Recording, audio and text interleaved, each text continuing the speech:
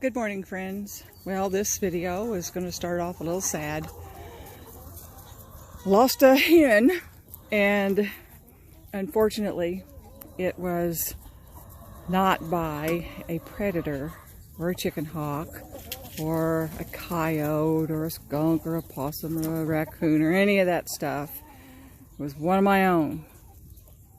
And how do I know that? Because she was laying dead right there whenever I opened the door this morning. She was the one that I had separated out and had kind of a black comb because she was eating too much. But she was doing a lot better, and this just happened because I think the roosters were too hard on her, and so that means that I'm going to have to start watching to see which rooster is not cooperating and doing what he's supposed to do. They have to fight when there's 10 of them. They have to fight for dominance, and they have to get coax, whatever you want to call it, 10 or so hens to be theirs instead of somebody else's. And a lot of times they fight over the hen, which eventually kills the hen.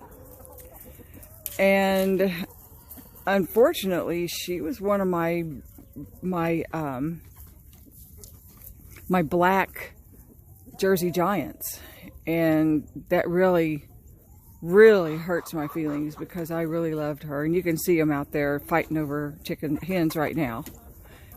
The black one, the Renfro, was trying to mate with I think it was a white one, and Captain ran at Renfro and said, "Get off, no, that's not it." And a lot of times that hurts the hen because she's underneath all of that. So I'm going to have to start looking at which ones are trying to prove their dominance more and which ones are trying to shut them down, and watch which hens it is to see if something happens. I'll know who it is that's doing it. And that's really sad too, because this morning I came out and there's not one chicken hawk out here at all. You know, the birds are coming back and flying north, and first time you can hear birds out here singing, and the kids are all out here just drinking their water like nothing ever happened. You know, I mean, I was going to come out today and talk about Choctaw life and how being a Choctaw influences what I do. And I don't think anything can ease the pain of losing an animal that you love, whether she had a name or not. You know, like just like this one, she does have a name, and here she is. She's going to clean Mama up again. This is Hawk, and she always has to see what I got on me, even though I just pulled these pants out of my drawer. They're just fine. They shouldn't have anything on them, but that's her. That's who she is.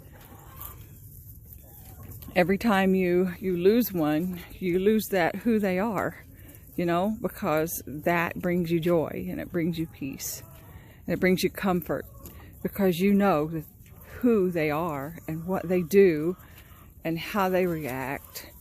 And it's just so sad to lose that, because they'll never get it back. None of them are ever the same. It doesn't matter if they're the same breed or not. They are never the same. And I'm just pretty devastated right now, because this is the second girl that I've lost in a couple of weeks. One by predators and one of our own. And it really breaks my heart. Breaks my heart. But I think that having chickens has a lot to do with my heritage and being a Choctaw. That's what I was thinking about when I was in the shower this morning. My oldest sister told me that on my mother's side, my mother's the Indian, and on my mother's side, she had chickens, her mother had chickens, and her mother had chickens, and I don't really know anything beyond that. And it's just almost a natural thing for me, because I've just always wanted chickens and loved birds. When I couldn't have chickens and I was in an apartment, I had a little bird that, well, I had more than one. I had parakeets. And they were just so cute, and they just filled my heart. And I also had a dog, and when the dog killed the parakeet got out of the cage. The dog killed the parakeet, and the dog put the parakeet under my pillow for me to find when I went to bed at night. Looked all over for that parakeet, didn't know where it was, finally gave up, and when I went to bed, I pulled my covers down, and there was that parakeet under the pillow. So, you know, life is also dealing with death, and it's dealing with tragedies, and it's overcoming them. And I feel like with the Choctaw heritage and as many tragedies as my people have had, I know not lately, but in years past, we've had tragedy after tragedy after tragedy and had to deal with them and got stronger by it. It's not that I'm saying that we're, oh, poor pitiful me or anything like that, but when you live off the land, you have your own, even though they didn't really have houses and they had teepees, they still had their own areas that they lived in, and if they intruded on another tribe, there was a war, and you fought for the land, and you fought for buffalo, and you fought for all of the things that helped you and your tribe stay alive. And you know, each person had their own job. Some built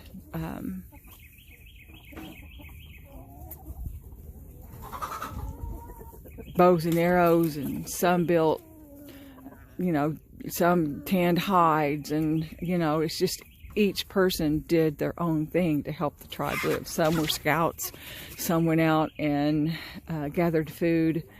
They all had their own job, and within their community, that's how they survived. And that's a lot like chickens. They have scouts, they have some that lay eggs, they have some that do different things. Some are more outside foragers, and some are more inside. They just, I don't know, they're just a lot like people within their own community.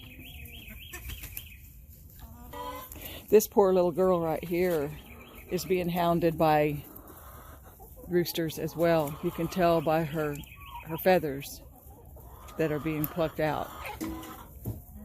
That's sad. They don't do that to all of them, but they have their favorites, and they're like poor little Crip here. Looks like they're taking advantage of her because she's crippled, and that's what they do. And this little bunny is telling me, hey, noise, noise, noise. Looky here, I don't have any water. I need some water. And he's probably the one that dumped the water in the first place. So I'm not really worried about him too much. I'll come bring him water, but I'm not really that worried about one that's going to dump their own water, because that doesn't work for me. Little Hazel is doing little Hazel's thing. She's been on the nest since I think it was the 13th, and it's 30 days for her, so middle March she'll have babies maybe. And Mama up here, I've separated her from the babies. There's the babies. They're almost as big as she was. We'll have to separate them, boy, girl, or they're going to start fighting and mating and all that kind of stuff. And there's Mama. Mama's doing well. She's up there where she was before, so she's good to go. And I had 2 feeders here. And I come in one day, and the bail was off of the other feeder, and it was laying in the floor sideways. So you can tell from that the roosters are fighting as well. And I had to take it totally out because I could not find the bail. The bail, I call this a B-A-L-E, not a B-E-L-L. And I know it's in this somewhere. I just don't know where. So until it shows itself, they've lost another feeder. So I'll just have to put more feed in that one over there because it'll hold a lot. It's just that they fight over them, and they get to where, just like us, they have their own little territory, and they have their own feeders, and they have their own waters, and one don't go into the other's space, or they'll get fought for it.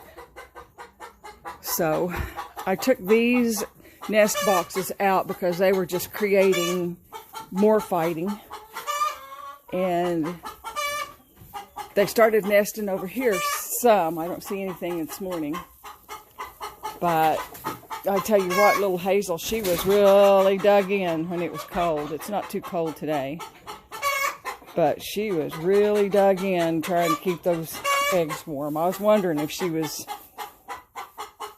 doing that a little bit too early, but I don't know. I guess we'll see if she has babies or not.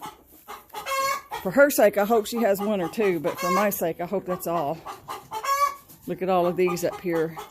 They all have red, well, the brown one doesn't. They all have pretty red combs. So that means for the most part, they're all laying. There's a little tailless girl again. And then the other ones start pecking on them whenever they get like that. So, with that, I'll let you guys go. There's not really a whole lot happening. I'm just kind of resting and relaxing myself, trying to stay warm in the cold and dry in the water whenever we get a lot of rain, which we've had off and on lately. Seems like we get one day warm, well, more than that, probably 1 week warm and 1 week really super cold. And so for a week I get out and get to do things, and then for a week I have to stay in bundled up. I don't deal with the cold weather that well. I'm a warm weather girl. So with that, I bid you farewell, and please, if you liked my content, subscribe to my channel. I'm trying really hard to get more subscribers, and if you keep finding yourself coming back and watching my videos and you like my content, will you please subscribe to my channel and hit that bell so that you can get more notifications whenever my content comes out. I was trying to do one every day, but that got to be kind of a lot whenever there was really nothing going on. So I kind of took a break for a few days, and now I'm back. So y'all have a good day, and I'll see you on the next one. Thank you for watching.